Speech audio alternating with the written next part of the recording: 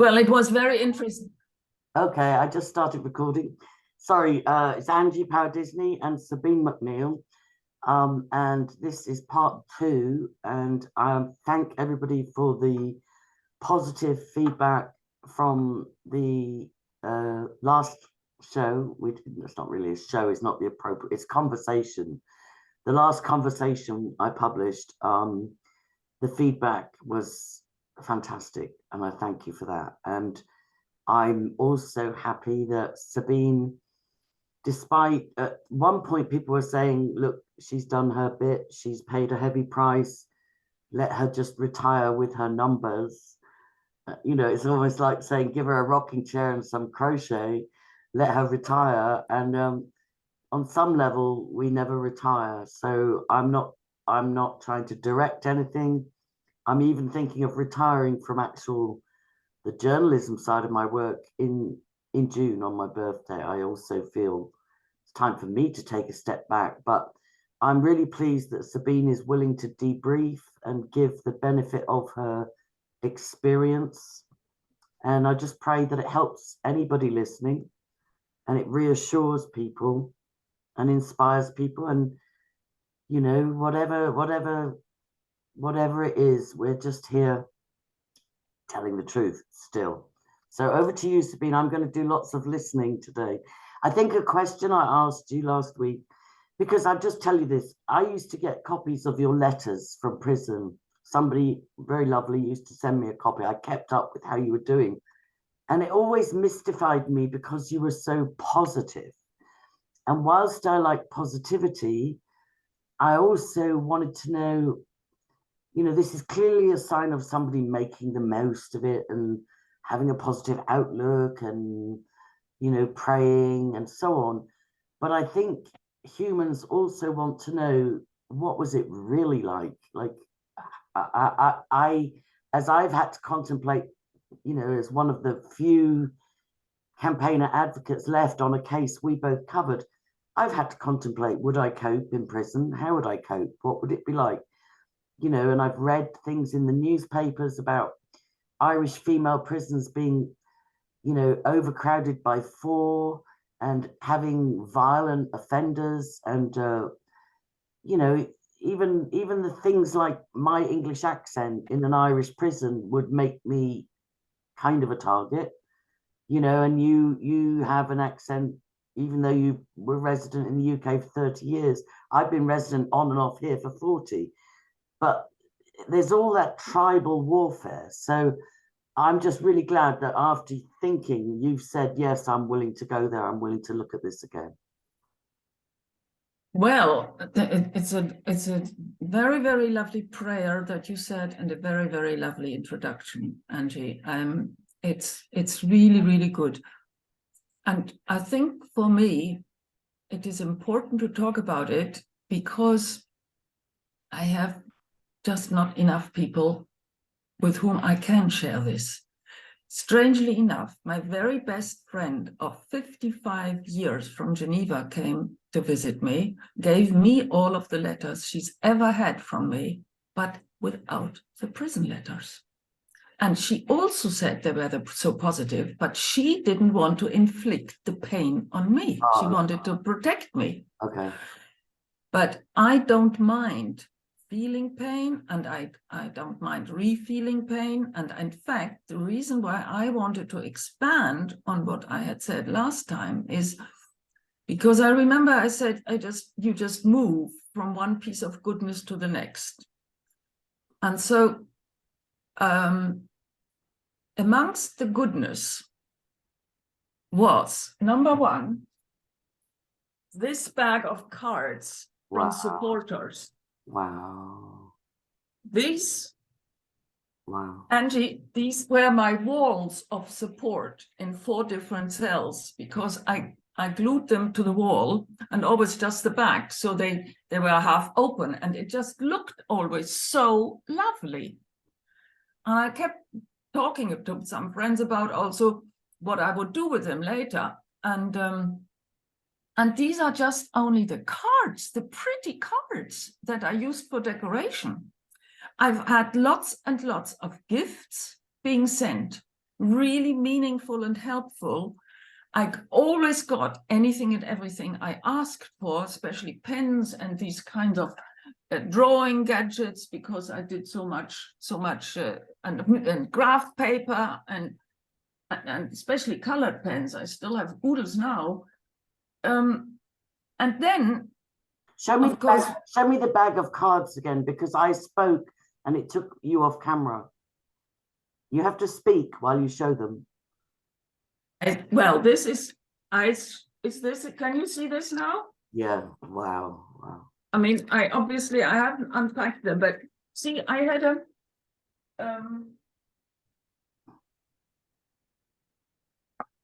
over 4 years, I collected an enormous amount of stuff, which I haven't looked at yet. Yeah.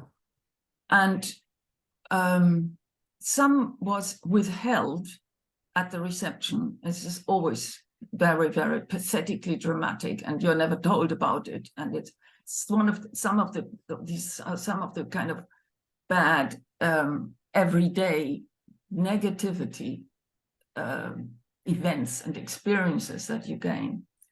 But the goodness is friends and supporters above all else, and oodles of supporters whom I just never ever knew and never met, and but also the really strong ones like Robert Greene and Brian Garish, and and eventually I also had this lifeline of a friend with a daily phone call, and with that friend, she knows who she is, of course. She did all of the most amazing things for me, and to know that I could call her and speak, and not just when bad things happen. You know, Belinda was always my moan station. After every arrest, I went to see her, and you know, I was in total, I think I was arrested 8 times and had 16 interviews altogether. So which reminds me, when I met my QC barrister for the first time, she said, there must have been somebody high up involved, the way you've been hounded. And she also said, you don't want to hear that, but the maximum sentence for harassment has been increased from 5 to 10 years. They kept me on remand for 9 months so that they could give me that sentence of 9 years. Wow, so they could wait for the new law to come in. Yeah. Wow, wow. And I don't think that is public knowledge at all. And this is why it is so ridiculous and outrageous. And this is why everything that is so supposedly case law rules and runs a big aspect of the world. So everything is the world, I mean, the justice system in the UK. It's so arbitrary ultimately, but therefore can happen. Everything is on an individual case, but no, we don't deal with individual cases. It has to be a bigger issue and has to be formulated. And my very, very first time, Lord Soodley had said, you must group cases to change the law. Well, the thing that currently upset me so much is the fact that I had these 4 different cells in 3 different house blocks. And in the last one, which is truly a very nice one, where, I mean, I've always had a single cell, and I guess that just wasn't questionable in terms of age, because of age, I think, and never mind. Anyway, opposite my last cell, I met this particular person who was on something called IPP, which is an indeterminate prison sentence. So you don't know how long you're going to stay. It's, if you like, a life sentence. And it's up to the parole board to then make the decision to release, not to a court. And officially, these sentences can't be exerted anymore. They can't be executed anymore. It's gone. Oh, but there are still at least 3,000 prisoners with that. And I will never forget this young woman who came round to introduce herself to my cell in the first one, house block 2.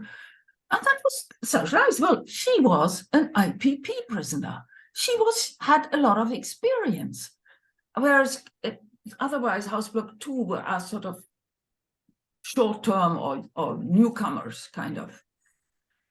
And so that's all I heard for the first time. But now with this friend, she got recalled, and I don't remember the statistics at all anymore.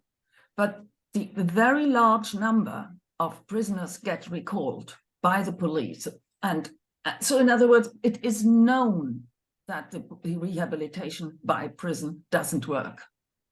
So, but this recall, whether it is justified or not, that is the big question.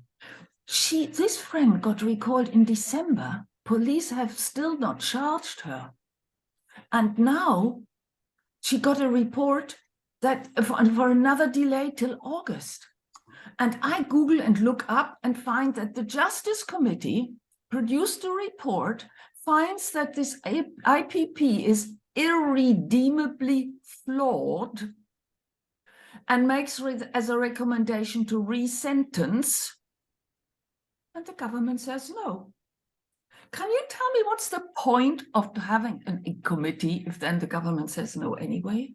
Yeah. What's the point of doing all this work and research if then the government says no? Yeah. And the individual case, I mean, it's these kind of things just leave me speechless. When it's as if, do we not need to have a kind of a right, a human right to justice? I went to Louisiana for 10 days speaking tour in about 2008 or 9, something like that. And one of the places, they fast-tracked a security check on me so I could go and speak in a women's prison in Lake Charles, Louisiana. And it was me talking about child sexual abuse, and I was with another lady who was talking about domestic violence. She had seen her father tried to murder her mother and then kill himself. She was only 8 years old. She got off the school bus. She saw her mother in a pool of blood and her father dead. Her mother actually survived, and she did amazing work to recover. So we went into the women's prison to give a talk, and it was amazing. Like, I gave my testimony about child sexual abuse. She gave her testimony about domestic violence growing up. These women in this Louisiana prison, they were weeping, tears rolling down their faces. And I remember one woman in particular, she said, I was sexually abused all through my childhood. So she said, I protected my children. They never, ever stayed with anybody except my husband. And she said, and then I discovered my husband was the enemy. He was raping my daughter. And I don't know what action she took, but she ended up in jail. But while we were, all these women were just, some of them were telling for the first time the truth about what brought them into the criminal justice system and into the jail system. It was the most moving thing. And then one of the women that was listening to every single word, she got called out of the room. And the room was probably about 70 women were in this meeting. She got called out and she came back and she collapsed on the floor. And she just said, I was due to be released in a month, and they've just told me they've added 5 years because I came back late on my last home visit or something. Something so, you know, minute. You said this thing about recall. She just collapsed on the floor to find out she had another fight. She was that close to going home. And she got told, you've got another 5 years to serve, young lady. And the other thing I was going to say about this IPP that you discuss, even if they dismiss that in the jail system, they have a better sneaky way around it, which is what I believe they did to Melanie Shaw and John Patterson. If they can't get you on a criminal offense, they section you into the psychiatric units. And then it's indefinite. You can go to Rampton or Broadway. Like Stephen George spent 28 years. You know, she was the child of a Conservative MP. and she was not just raped by her father. She was adopted, I think, but she was the child of a Conservative MP, raped by her father, and then he started pimping her out to his friends, and she stopped cooperating. She wouldn't comply, so he got her sectioned. She spent 28 years because he got her put into Broadmoor. She got abused by Jimmy Savile. He got her put into one institution after another. So if they can't say, you know, this 10-year-old is a criminal, then they'll say this 10-year-old or this 50-year-old, 80-year-old, 70-year-old is insane. And so it's this is why I keep coming back to, we can try and change the laws, and it's good to try and change the laws, but ultimately it takes a miracle to outwit this system. It is so rotten to the core. Yes, yes. It's rotten to the core. So keep going. Well, strange enough, the other thing that the good news, I'm just going to recap. The good news is you had fantastic support.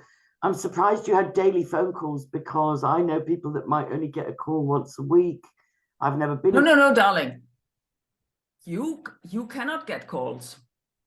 You have to have the money to make calls, and fortunately, in all of the cells, I had a telephone, but that's not necessarily the case. Of course, it depends. This Bronzefield is supposedly a high security prison, but what was it? I'm just trying to understand this. You had a single cell, which is wonderful, and you had a telephone in the cell, so that if you had money, you could make a phone call. Could you make 10 phone calls a day? Could you? Sure. Wow. Because in the past, when I've helped people in prison, the phone call was on a corridor where you had to queue up and everybody's listening. And it's kind of like a chimpanzee fight for how many, you've had your time, it's my turn, give me that fucking phone.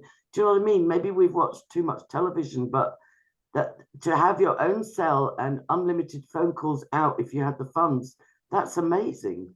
Especially, well, that is, yeah. I mean, I don't know whether it's high security or luxury or whatever, but that was a fact. And of course, people compare, because of course I've met oodles of women who've been in more than one prison, and the telephone aspect is one of the important ones. But it reminds me of one of the pathetic cruelty events that I experienced. One of the nicest officers allowed a woman to use his office phone to phone her mother after she had just come in. He got fired for that. Wow. Yeah.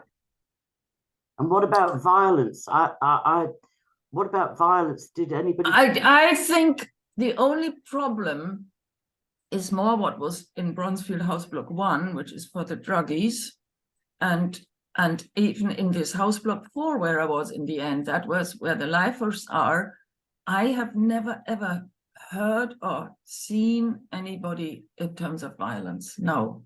Wow. There was an issue. I'll never forget that woman who was a trans, and she there was a problem of her raping, and of course, you know, then there was this other terrible drama in Bronzefield where a woman gave birth in her cell. Yes, I did a blog about that. I was contacted about that. I did a blog about that, and I was horrified. Now, I need to rewind a moment. The transgender person, what you said, there was a problem about her raping. You mean she was being raped, or she raped other people? No, she former man who then got herself into a woman's prison and raped women. Oh, God. Oh. And what happened? I don't remember. I mean, I cannot forget her face and her appearance, because she had such a stupid grin, and she had a broom and a bucket or something, and so it was just, and so I just knew her, and I knew of her, but I don't remember details. In one of the letters, in one of the letters, it made reference. It said, "Oh, Sabine has a new friend. She walks every day with a lovely transgender talking." Yes, That's not her. No, oh, no, no, no, no. God, thank God. No, no, no, no, no. Okay, No, good. no, no. She used to be an incredible software developer. Okay. And so she looked over my shoulder when I used the computer, and no. Okay, so there were a few transgenders in Bronzefield. I don't remember. Yes, I remember a third one now, also very beautiful, very young. And of course, my friend was quite an expert on the issue, but I mean, my short-term memory is going, gone, kind of. But you know, it just wasn't a concern. And remember, I'm a system analyst, so I prefer to look at systems as a whole rather than the details that make it up. And that's why the very first issue of Inside Times that I got to see. Minority women should not be locked up. Yeah. Yeah, you know about that? No, I don't. No, tell me about it. Well, it happens to have been a report that was published in, I think, 2006. And what has changed since? Nothing. And that's what outrages me so much. Yeah. I do think there's a place, like, I do think that murderers, rapists, and pedophiles should be, society should be protected from them. You know, so, like, I don't want to be judge and jury, but, you know, I even think that I had a house opposite Alcatraz, I think it was, in Sausalito. And I like the idea of an island, let them all live free on an island and let them just create their own toxic community, but just don't let them near our children, don't let them near our women, don't let them near our vulnerable, you know. So, but when you look at the American system and people are locked up for, you know, weed possession or non-violent crimes and so on, it's clearly a system that's not working. I've been contacted by quite a few women that have spent time in prison and quite a few women that have worked in the sex industry, and it's always so moving when they actually tell you their story of it. And that's the same thing in that jail in Louisiana. When I was sharing my story about child sexual abuse and so on, and trafficking, and the other lady was sharing about domestic violence in the home, these women, that they were just weeping. So, you know, everybody can be redeemed, I think, but then there's a huge rate of recidivism, I think they call it, where they reoffend. So, you know, there's been things like Gary Glitter got recalled into prison because as soon as he was out, he was reoffending, you know, there's many cases where murderers have been let out, rapists have been let out, and then they've murdered again, and so on and so forth. So clearly something needs to be done, but I think if people could solve the childhood trauma and find a way to heal that, it would reduce the psychiatric numbers and the incarceration numbers. But tell me, did you never feel scared? Did nobody ever give you the evil eye? Did nobody ever take offense to the way you look or the age you are, or the accent you spoke with, or did nobody ever threaten you? No. But once a woman said, you look as if you don't belong here. Mm-hmm. Posh. So that's all I can remember. Seems phenomenal to me. It seems phenomenal to me that, of course, it's horrible to have your freedom withdrawn. I know that your medical needs were not very well taken care of for the first year or two. Is that right? Oh no, it was much longer. The health in prison is a major issue. In fact, there's a book out about it, which was written by a doctor who was the GP in Bronzefield for a while. It's a huge and very bad issue, but this therapeutic aspect is just not understood, and it's also not intended, I think. You know, what occurred to me is that these IPP prisoners are used as sitting prisoners because they are just the cash providers. Well, I didn't realize, but these prisons are run by private companies. Yeah, circa. And they're all interlocking. I mean, it's like the contact centers in the adoption places. Yeah, it's exactly. Former social services. The judges have shares in all of these companies. Exactly. Exactly. And that's why, I mean, and so people say it's all about, prisoners say it's all about money, but I don't know to what degree they realize. And so these recalled prisoners who get recalled are like sitting tenants. That was my latest explanation. Yeah, it is. The money is a big part of it. I don't think it's the only thing. There's been, I think, 3 judges in England and Wales have just been found guilty of tax avoidance, and one of them was judging cases on tax avoidance and was guilty of it themselves. And they're not even going to be prosecuted because apparently tax avoidance is not as bad as tax evasion.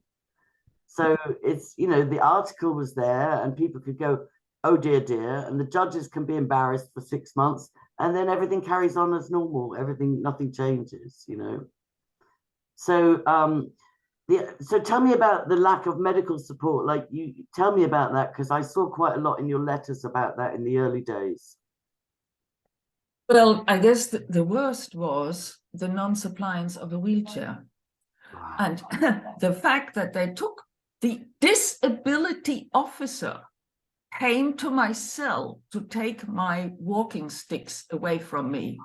And she said, I will be supplied with some kind of substitute, but never ever. I asked another woman who had crutches, and she told me how to go about it.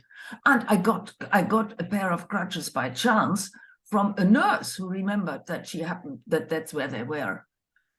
Then for the trial, which was after 9 months of prison experience, one of the officers said to me, trust me, there will be a wheelchair. And okay, so I then kept that till after the trial, until somebody came from the health department claiming she wanted to borrow it. Of course, I never saw it again. No. And then you can ask Belinda how long it took for Belinda to get through and to get the permission and bring around a wheelchair that she privately purchased for me. Wow, wow, wow. But also I got in there in March. In May, the German embassy came to see me, but I didn't know. I just was told that somebody's waiting me for a visit. I said, I can't go there. I need a wheelchair. The embassy was told that I wasn't found. Wow. They couldn't find me. I didn't know who was waiting for me. And the reality was a wheelchair couldn't be found. Wow. Shocking. Absolutely shocking. That's scary, because I can't walk very far now. That's the whole point. I could walk on the wing, but I couldn't walk to the visitor center. So you even missed the visit from the embassy. They just said, yeah. That's shocking. And before you went to Bronzefield, which prisons were you held in on? Because I was outside when you were held in Holborn Police Station. Which other prisons were you held on remand? Oh no, remand was Bronzefield. So the whole time, so your entire 4 years was Bronzefield? Yeah. Otherwise, we're only prison cells.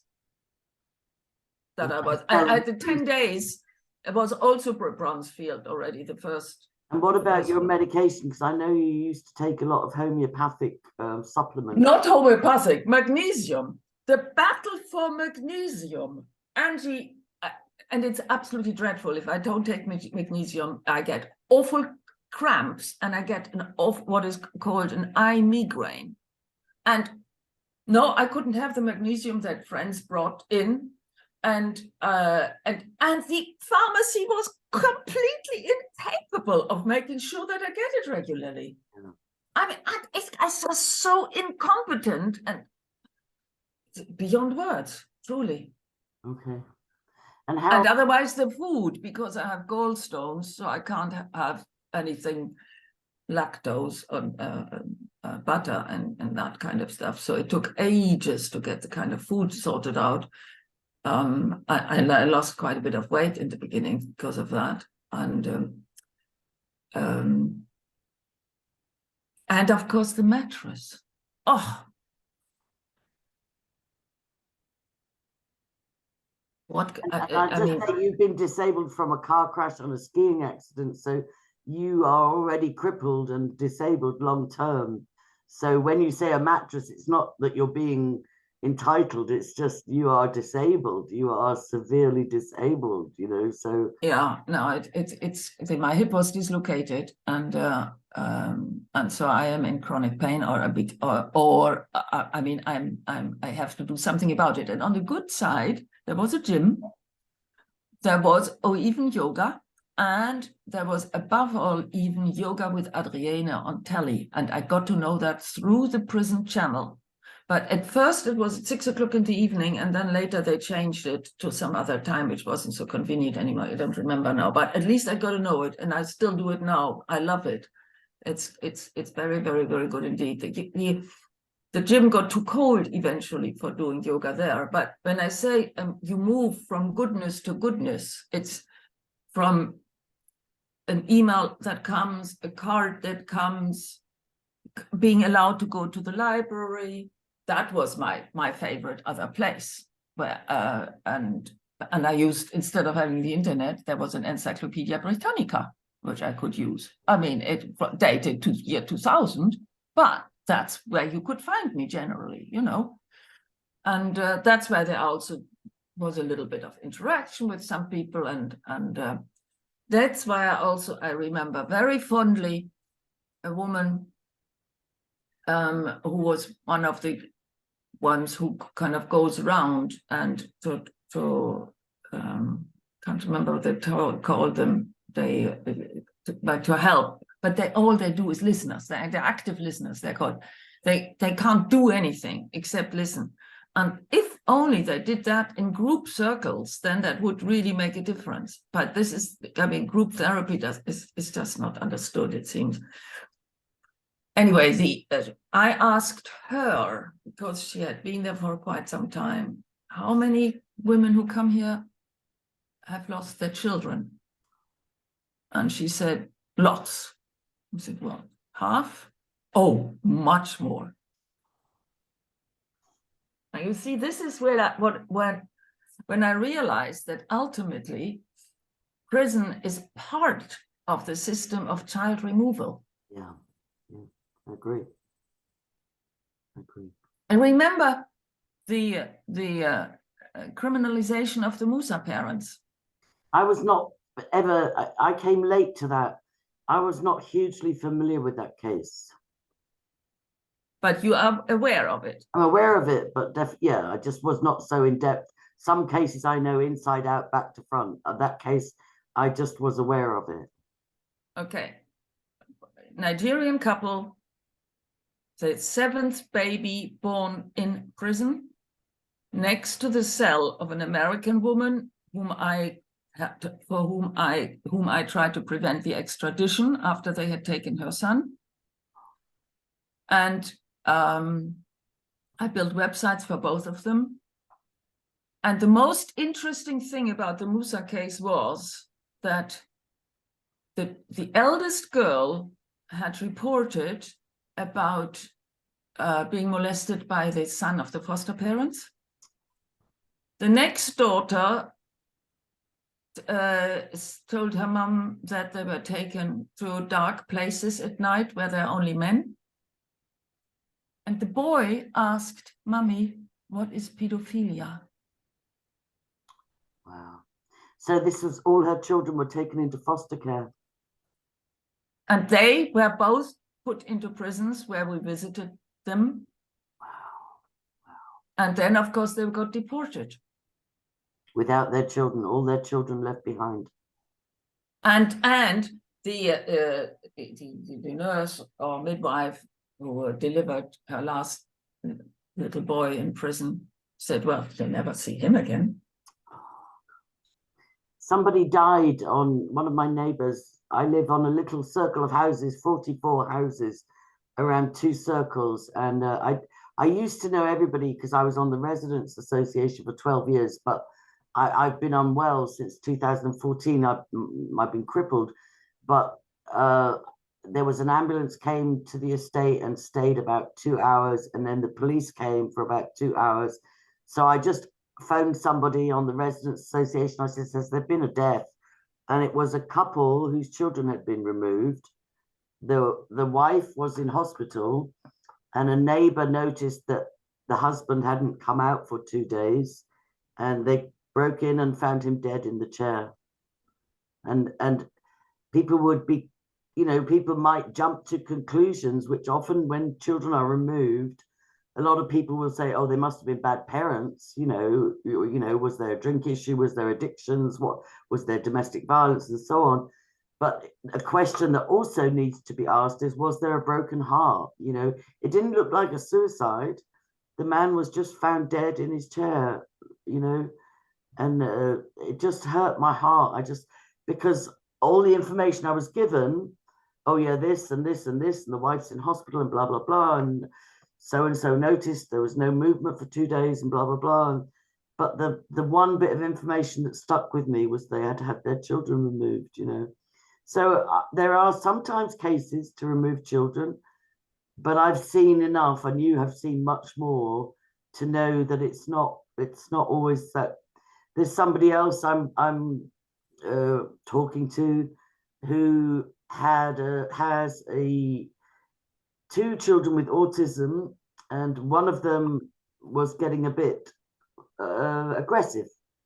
And so she reached out just for some support, like, could I get respite? Could he perhaps, could somebody take him like 2 days a week, or could I get some support?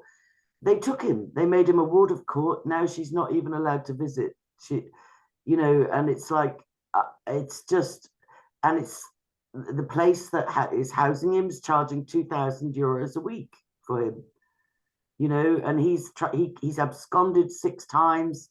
One time he tried to jump out the window, he got all bashed and bruised. Well, that's the story, so it's, I think the worst thing about Serco, Sodexo, fostering agencies, adoption agencies, is they all get filtered through the secret family court.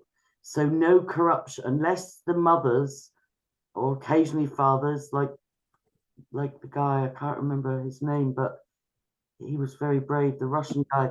Unless the mothers or Oh, I know whom you mean. Yeah, I can't remember his name, but he was spectacularly He was in Brussels as well. Yeah. Yeah, but unless they risk everything by speaking out, nobody finds out these things. They just think, "Oh, scandal, they lost their children. Oh dear, they must be bad parents," And it's just not, it's like 90% of the time, it's not the case. It's that, even I talked out loud about, I think it's Edward Timmons. He was Minister for Children in the UK, but his family had adoption and fostering agencies. He was one of 80. So of course he's got a vested interest in the courts removing children. Of course he has. 2,000 a week, yeah, bring them in. Don't ever give them back, But so just to get back to the prison experience, if we just cover that in this, and I love it the way you keep going back. First of all, it sounds amazing that you could have a single room, you could go to the library, you didn't feel under threat of violence, you have a television and a telephone. That's amazing. And you had huge support. You still have your liberty and your reputation taken away. But I wanted to, and you said you didn't feel under threat of violence. How many hours were you locked up, or how many hours could you be free and go to the library or go to the exercise yard, or how many hours were you confined to your room? Oh yeah, I mean, that is, after all, in a way, it was kind of a benefit, I suppose, that I was in Bronzefield during COVID. So I was more locked down than before. And ironically, it was thanks to COVID that I was moved from the bad House Block 2 to the good House Block 4. And I want to know more about that, because what you're calling the good House Block 4 was for lifers. Yeah, because that's where you have a shower in your own in your cell. So they agree that these women are never getting out, so we better just give them basic human rights.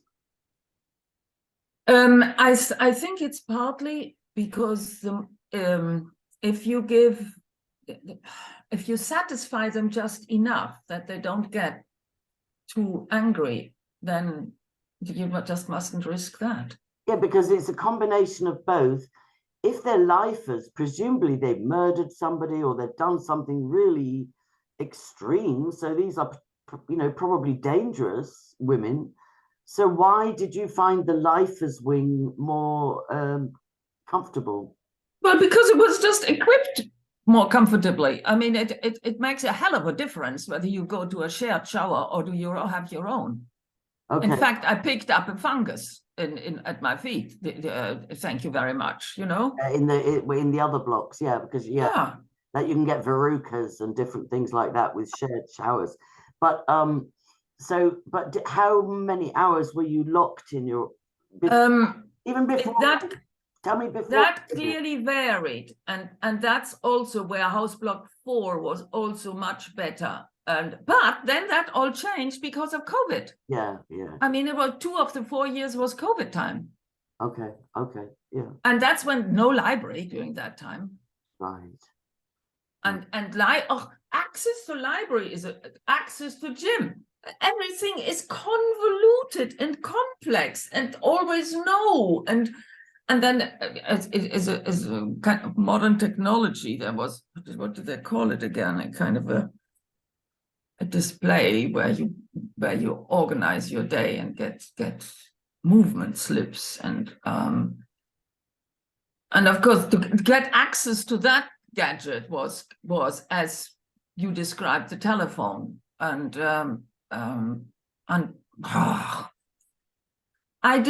I ended up being either at the computer in the library or in House Block 4, where they also had a kind of a meeting room where there were a few computers. So, that or gym, these were my only reasons for getting out. And otherwise, association time on the wing or outside, and that's about all. So it's not that much, but I don't remember the schedule or the details. And how long, just roughly, how long was association time each day?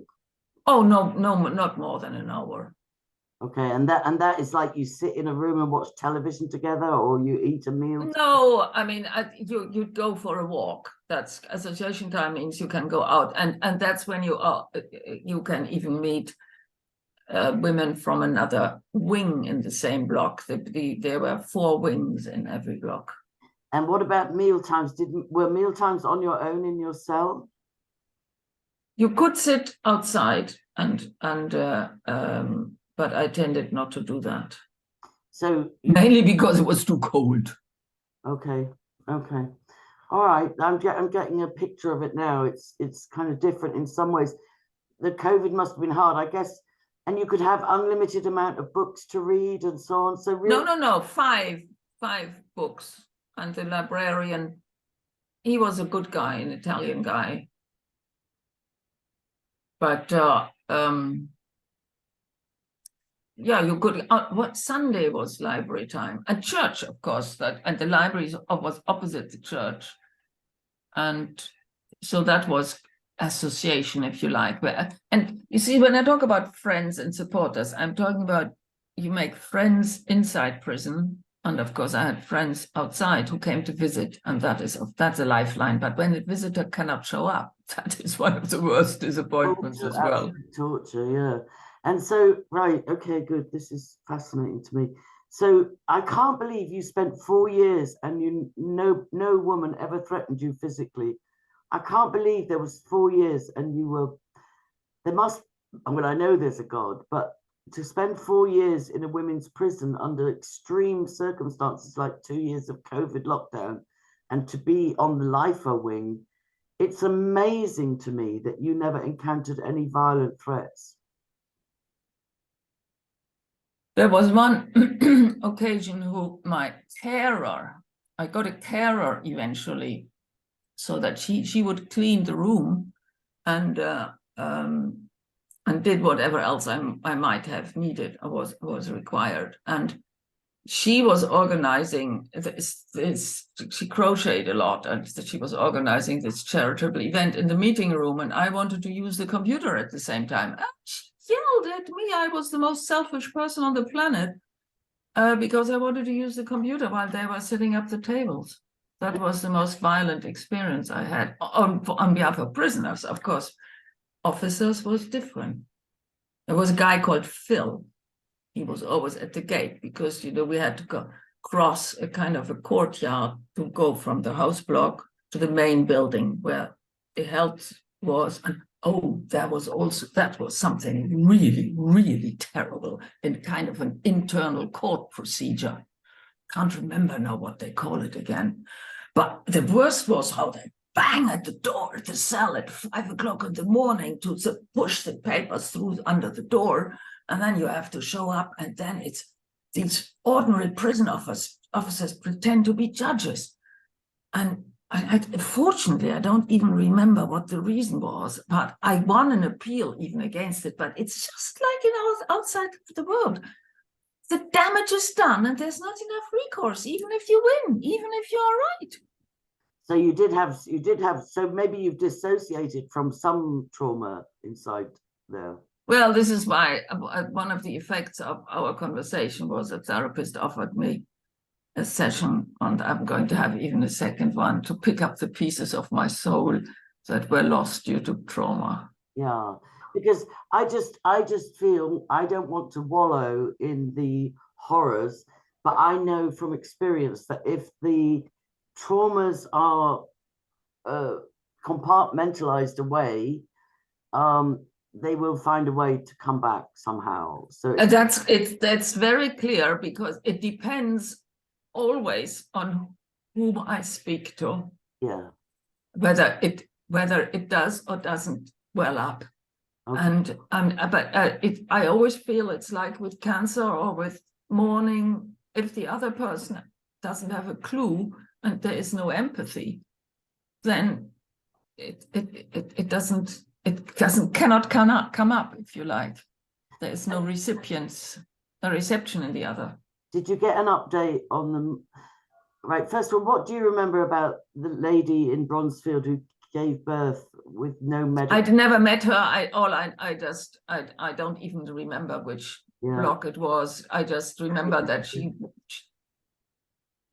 had done the right things. But I don't know. Oh, the fact that I happened to have been there at the time doesn't. And then just tell me a bit more about why Block 2 was so difficult. Well, it already in appearance, it was not as light, bright, colorful as House Block 4.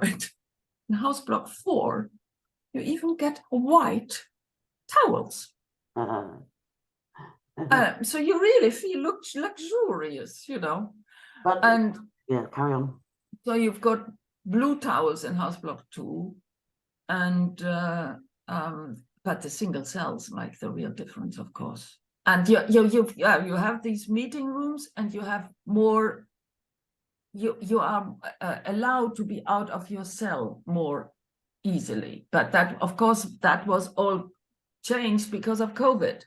And for some dumb reason, they moved me back into House Block 3 then, even during COVID time, which I objected to, because of course every move was too much for my poor hip. But anyway, so House Block 2 is, well, I just remember it really ugly and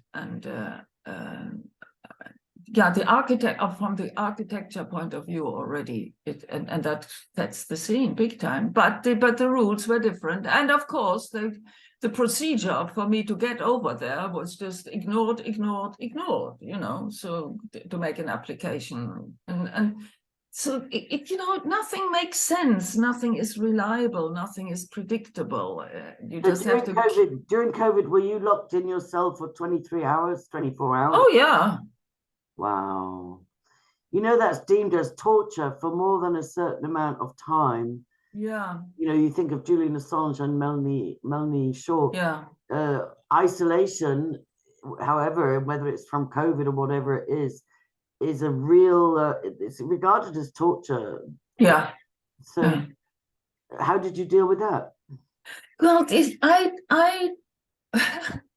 my need for socializing was not that high after, if you like, the novelty factor had worn off. I'm a bit like that. I like my own company. But a lot of people are not equipped for that, you know.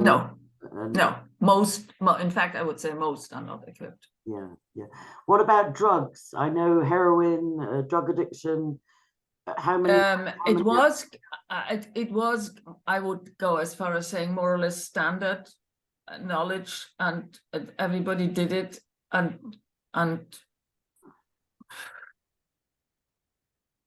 I was never approached, just the wrong way, as I mentioned last time. You just have to turn a blind eye. What percentage of the women, and I'm not trying to get anybody in trouble, but what percentage of the women would you say were drug dependent while they were in there, whether prescription or marijuana or heroin? Oh, well, that would have been about a quarter, because one block was completely dedicated for them. House block 1 was the drug block. Was the drug block? Wow, how sad, how tragic.